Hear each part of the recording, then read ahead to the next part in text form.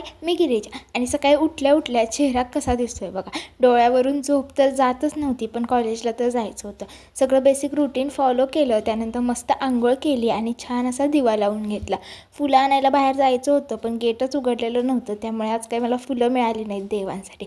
त्यानंतर सगळं स्वतःचं आवरून घेतलं आणि सचिनला खूप मस्का लावला मला कॉलेजला सोडा म्हणून, पण त्यांनी काही मला कॉलेजला गाडीवरती सोडलं नाही. शेवटी रिक्षानेच मी कॉलेजला पोचले. सगळे लेक्चर्स वगैरे अटेंड केले आणि त्यानंतर मला सकाळी राग आला होता. तो माझा रुसवा घालवण्यासाठी कॉलेज सुटायच्या टायमिंगला सचिन ऑलरेडी खाली येऊन थांबले होते.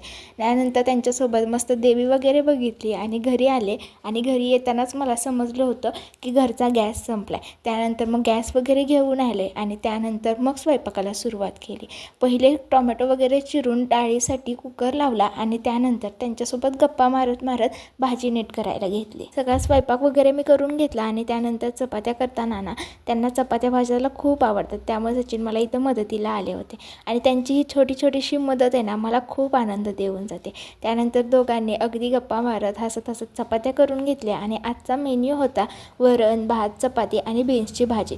मस्त जेवण केलं आणि बाहेर बघते तर काय पावसाने ना अक्षरशः धुमाकूळ घातला होता.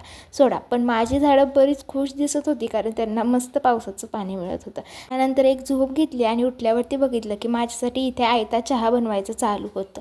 ते चहा बनवत होते तोपर्यंत मीही पटापट बाहेरची खोली झाडून घेतली आणि त्यानंतर आहे ना चला आता मी माझ्या मस्त आयत्या चहा एन्जॉय करते. भेटू आपण पुढच्या व्हिडिओमध्ये. तोपर्यंत बाय.